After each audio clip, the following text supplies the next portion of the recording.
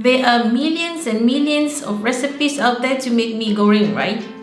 Well, the one that I'm going to show you today is the simplest one, using ingredients that you already have in your kitchen without having to buy some extra fancy sauces. I created this recipe so that anybody can make this simplified version of Malaysian style mee goreng regardless where they are. Okay, now I'm going to show you the simplest stir-fry sauce that you can make with just some basic ingredients. First, we're going to add 1/4 cup of less salt soy sauce. I like to use less salt soy sauce because then you can use more amount for the flavor without having to worry about the saltiness of the meal. Traditionally, mee goreng also uses sweet soy sauce, but I don't like to use it because it's overloaded with lots of sugar. So I just make my own. So to this, I'm gonna add 1 tablespoon of sugar. I'm using brown sugar. You can use whatever sugar that you like. And now 3 tablespoons of sriracha for the heat instead of using chili paste. If you like it spicier, you can add more. Half teaspoon of white pepper powder. Finally, juice of 1 lime. I like to roll it like this first so that I get more juice out of it.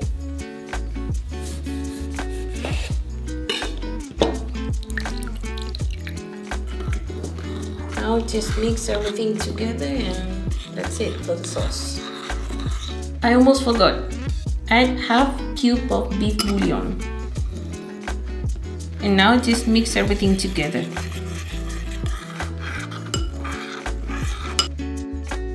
Okay, let's talk about the protein for a bit. In Asia, we like to mix our protein sources in a meal. It's kind of like surf and turf. So here I have 4 calamari cut into 1-inch thick. And here I have 10 shrimps. I like to leave the tail like this because they look beautiful. And here I have 7 ounces of beef, which is 200 grams. I'm gonna cut it smaller. You can use any cut as long as it's tender. I'm just gonna cut it small like this.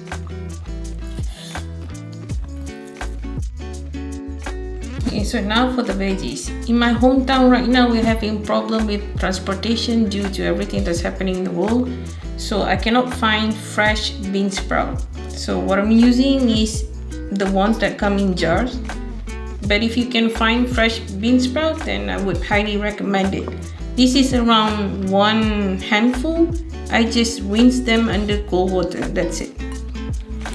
Okay, here I have 1 handful of green mustard. What I'm gonna do is just cut the end, the roots, throw this part, and this I'm just gonna cut once like this, and that's it.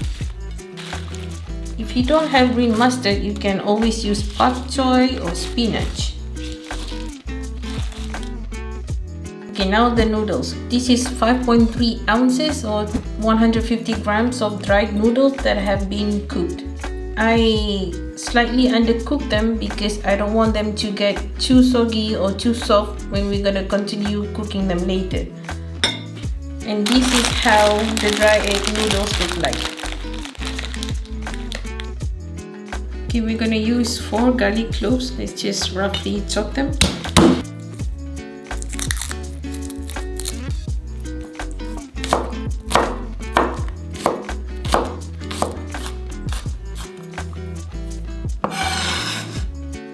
We're also going to use 1 shallot.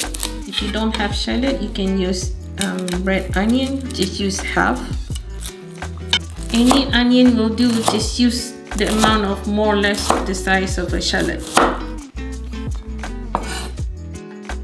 I like to prepare everything first before I cook my mee goreng so that it's easier, because cooking mee goreng doesn't take long at all. So I'm using a wok with this ladle because they make me feel fancy. Or you can also use 1 white pan and kitchen towel. Let's start with medium heat. Some oil. our garlic and shallot.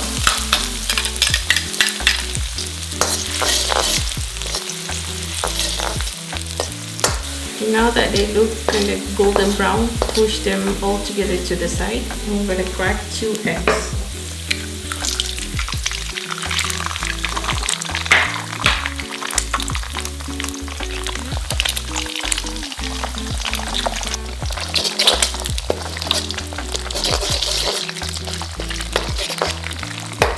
Leave for them to set a bit and then stir.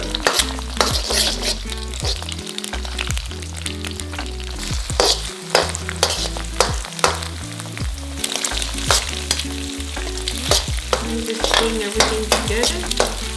Now turn the heat up and let's put all of our protein sources.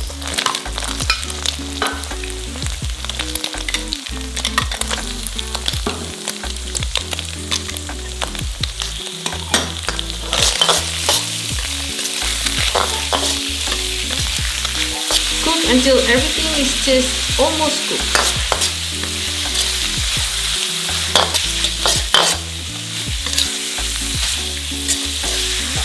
Okay, now let's add in our noodles.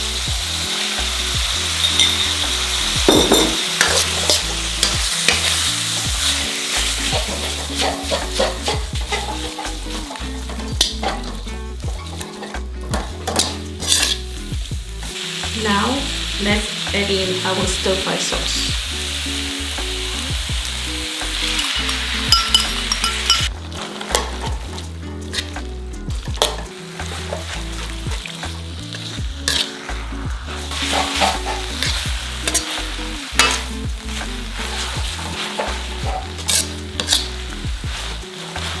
This is totally optional, but what I like to add is also a splash of dark soy sauce just for the color.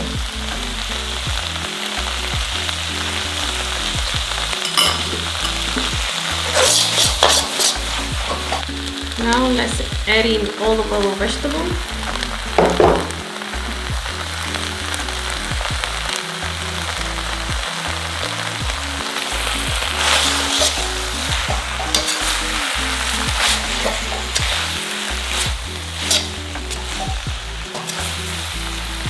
Okay, now turn off the fires because we don't want to overcook our vegetables.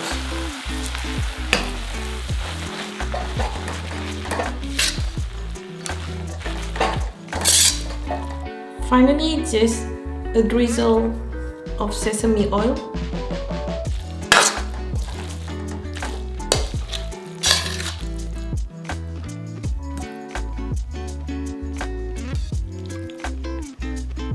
Some spring onion. A few wedges of lime.